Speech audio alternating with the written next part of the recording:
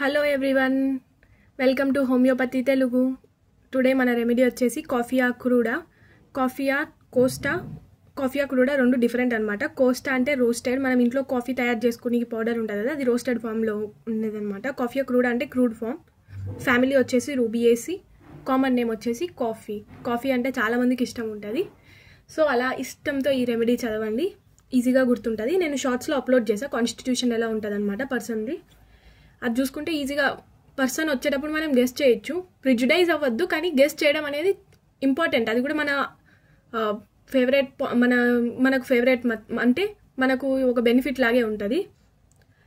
Constitution చూసుకుంటే tall, lean, stooping person, stoop shoulder ఉంటుంది, వంగిపోయినట్టు నడుస్తూ ఉంటారు. సేమ్ సల్ఫర్లో కూడా స్టూపింగ్ ఉంటుంది. Dark complexion, sanguine, choleric temperament. Different temperaments ఉన్నాయి, దాని మీద కూడా వీడియో కావాలంటే నేను ఫ్యూచర్లో చేస్తాను. శాంగ్వైన్ అంటే ఇప్పుడుకి చూసుకుంటే ఈ శాంగ్వైన్, కొలరిక్. శాంగ్వైన్ అంటే ఎక్స్ట్రావర్టెడ్ పర్సన్స్ అనమాట, వీళ్ళు అంటే ఫ్రీగా కలిసిపోయి మాట్లాడే టైప్. కొలరిక్ అంటే ఇది రిలేటెడ్ టు బిలియస్ అనమాట, జిఐటి ప్రాబ్లమ్స్, లివర్ ప్రాబ్లమ్ ఉండే టెంపర్మెంట్. మెంటల్ జనరల్స్ చూసుకుందాం. మెంటల్ జనరల్స్ చాలా ఈజీ గుర్తుపెట్టుకోవచ్చు, ఇంపార్టెంట్ కూడా. ఎలిమెంట్స్ చూసుకుంటే bad effects of sudden emotion are pleasurable surprises. Bad effects అంటే ఇప్పుడు ఎగ్జాంపుల్ చెప్తే, మనము ఏదన్నా ఎవరికైనా మనం ఒక మంచి విషయం చెప్పాము, దానివల్ల వాళ్ళకి ప్రాబ్లమ్ స్టార్ట్ అవుద్ది. అంటే వాళ్ళు తొందరగా విషయాన్ని తీసుకోలేరనమాట, వాళ్ళకి నెగిటివ్గా ఎఫెక్ట్ అవుతుంది. అది బ్యాడ్ ఎఫెక్ట్స్. సడన్ ఎమోషన్ అది హ్యాపీ ఎమోషన్ కావచ్చు, సాడ్ ఎమోషన్ కావచ్చు. దాని తర్వాత నుంచి వాళ్ళ కంప్లైంట్స్ స్టార్ట్ అవుతాయి. కొంతమందికి మనం వింటూ ఉంటాము, మంచి విషయం చెప్పిన తర్వాత కూడా హార్ట్ అటాక్ వస్తుంది. అంటే ఎమోషన్ అనేది వాళ్ళు తీసుకోలేరు అనమాట. ఎమోషన్ తర్వాత ఎఫెక్ట్ అవ్వడం మెయిన్ కాఫీలో చూసుకోవచ్చు మనం. Pleasurable surprises. బర్త్డేకి నువ్వు ఎవరికైనా సర్ప్రైజ్ ఇచ్చావు, అది చాలా మంచి సర్ప్రైజ్, కానీ వాళ్ళకి ఆ సర్ప్రైజ్ వల్ల ఏమైనా ప్రాబ్లమ్ స్టార్ట్ అవ్వడం, కడుపు నొప్పి, తలనొప్పి, కొంతమంది ఇరిటేట్ అవ్వడం, అలాంటివి ఉంటాయి కదా, అది అనమాట. బ్యాడ్ న్యూస్ వచ్చేసి మనం జెల్సిమియంలో చూసుకున్నాము. వీపింగ్ ఫ్రమ్ డిలైట్, మంచి విషయం నుంచి వీళ్ళకి బాధ వస్తుంది.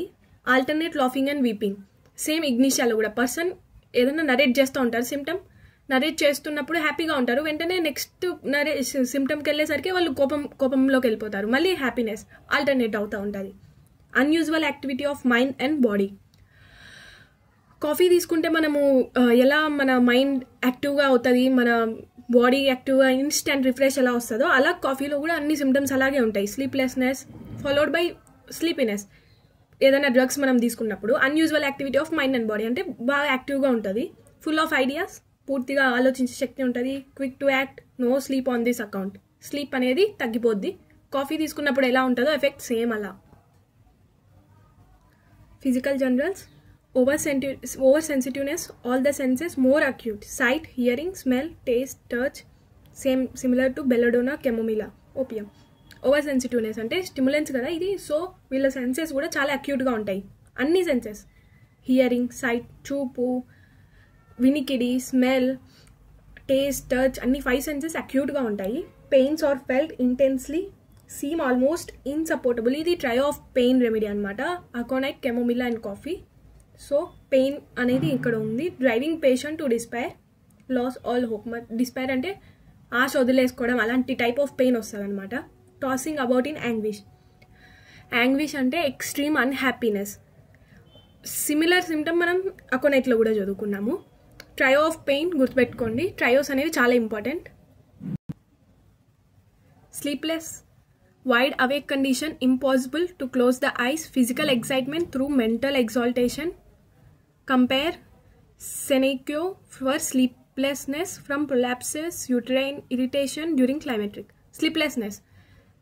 స్లీప్లెస్ ఎందుకంటే కాఫీ నుంచి మెడిసిన్ ప్రిపేర్ చేస్తున్నాం, కాఫీ తీసుకున్నప్పుడు దాని ఎఫెక్ట్ ఎలా ఉంది, స్లీప్లెస్. సేమ్ ఇదే సిమ్టమ్ ఉంటుంది. Wide awake condition. Hyperthyroid పేషెంట్లో కూడా ఇలాంటివే మనం చూస్తూ ఉంటాము సిమ్టమ్స్. వాళ్ళకి స్లీప్ అనేది రాదనమాట, వాళ్ళ థాట్స్ అనేవి ఫుల్గా వస్తూ ఉంటాయి, స్లీప్ని ప్రివెంట్ చేస్తాయి. పడుకుంటే వాళ్ళకి ఏవేవో ఆలోచనలు వస్తూ ఉంటాయి, నిద్ర మాత్రం రాదు.